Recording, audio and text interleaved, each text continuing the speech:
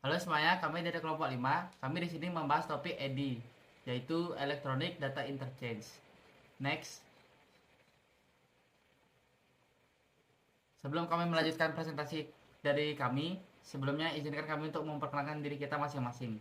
Pertama ada saya, Igusti Nguragung Wiradana dengan NIM 220 555 1148. Selanjutnya perkenalkan, nama saya Kedai Satria Mariana dengan NIM 220 555 1153. Selanjutnya dari saya sendiri yaitu Ibu Tudi Faizana Putra dengan NIM 220 555 1139. Oke, selanjutnya next.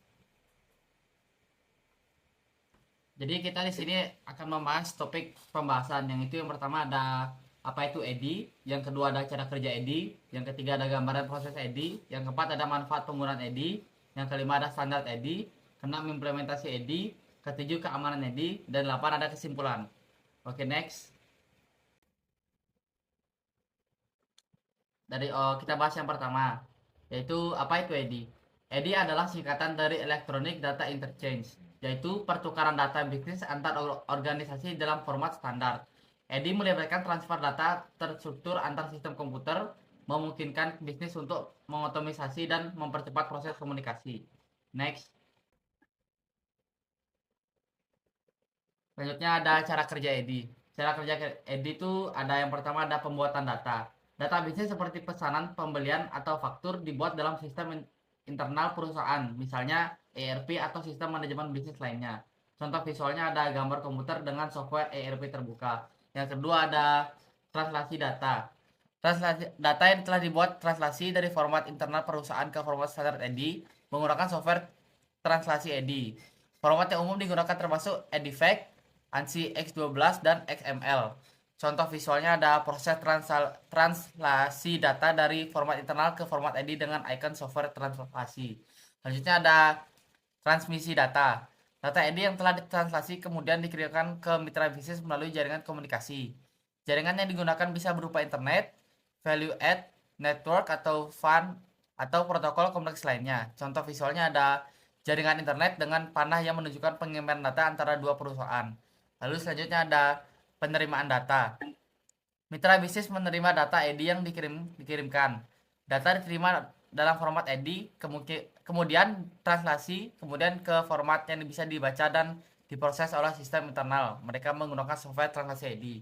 Contoh visualnya ada komputer mitra bisnis dengan software translasi EDI yang mengubah data ke format internal. Lalu yang terakhir ada proses data. Data telah ditranslasi ke format internal kemudian diproses oleh sistem penerima. Ini bisa berupa pemrosesan pesanan, pembauran inventaris, atau pencatatan transaksi. Contoh visualnya itu ada komputer dengan software ERP terbuka menunjukkan data yang telah diterima dan diproses. Oke, next. Selanjutnya ada contoh cara kerja EDI. Seperti yang kita lihat di bawah ini, cara kerja EDI itu yang pertama ada siapkan dokumen yang dikirim. Lalu di proses pertama itu persiapkan dokumen dalam format elektronik bukan kertas. Lalu data dapat diambil dari entry manual, ekspor spreadsheet atau database atau laporan elektronik. Lalu yang kedua ada terjemahkan dokumen ke dalam format EDI. Itu di sana kita gunakan perangkat lunak terjemahan EDI untuk mengonversi data internal ke format standar EDI seperti ANSI X12 atau PBB EDIFACT. Lalu kita bisa memilih antara membeli dan mengelola perangkat lunak sendiri atau menggunakan penyedia layanan EDI untuk menangani terjemahan. Lalu ada koneksi B2B dan transmisi dokumen EDI. Setelah dokumen diterjemahkan, kirim ke mitra bisnis menggunakan protokol aman seperti AS2 atau melalui penyedia jaringan EDI atau FAN yang panjangannya value add network. Lalu kombinasi protokol ini dapat disesuaikan berdasarkan kebutuhan koneksi dan volume transaksi.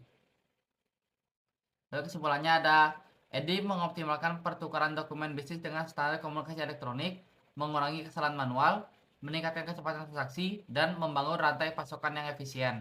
Ini penting dalam konteks bisnis global yang terhubung dan dinamis saat ini. Next. Selanjutnya akan dijelaskan oleh teman saya. Baik, di sini saya akan melanjutkan teman saya.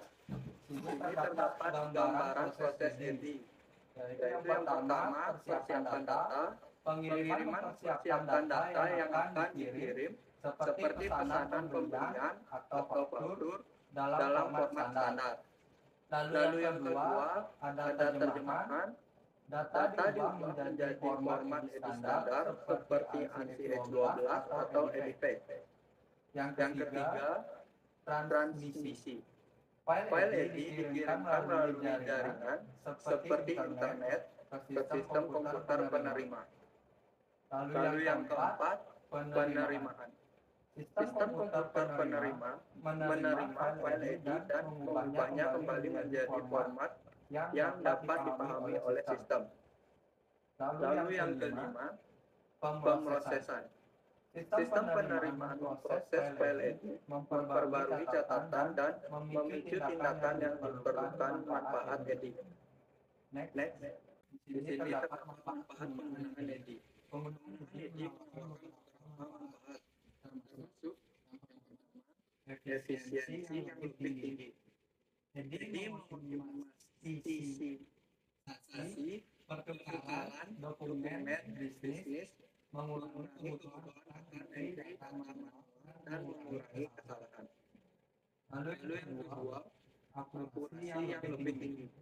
EDI memastikan bahwa data akurat dan konsisten, mengurangi risiko kesalahan dan perbedaan.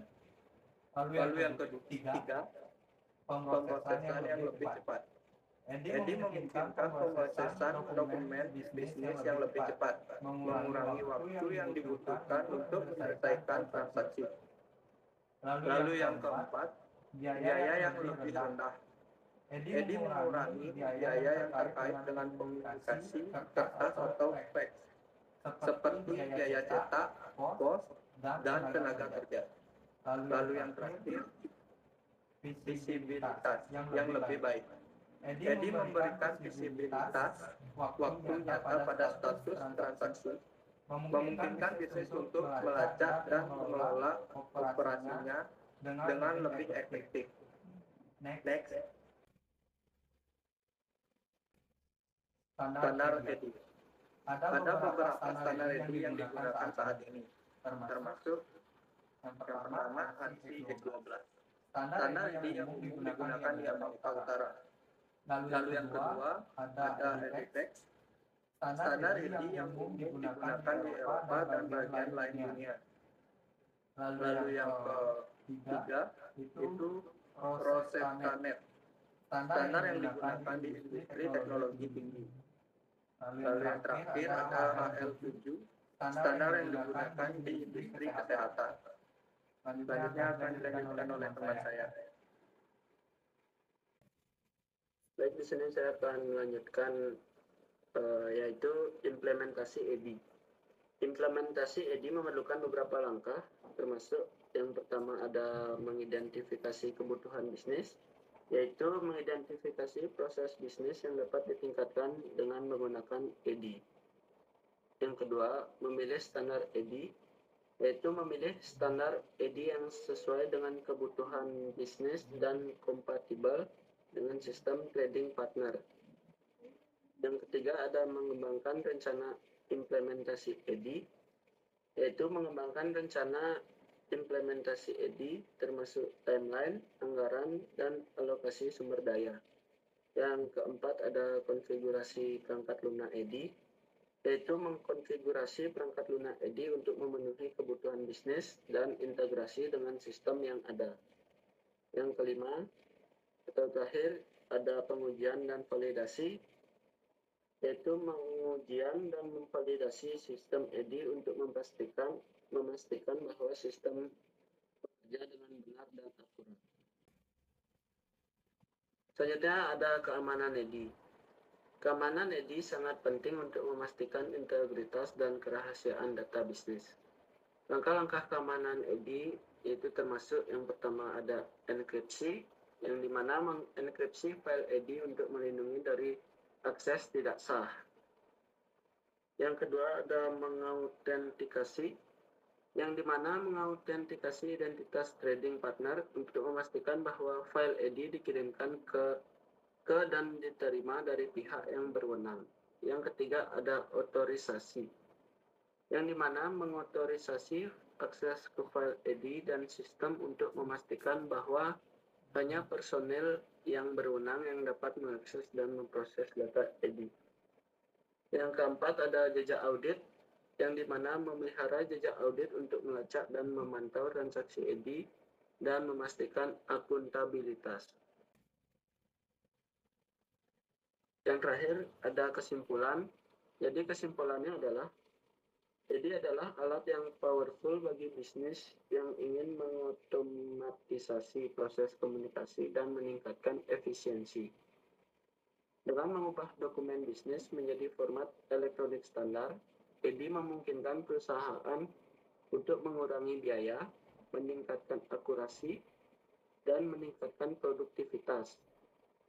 Dengan menggunakan format dan protokol standar, EDI telah menjadi komponen esensial di banyak industri, termasuk retail, manufaktur, dan kesehatan.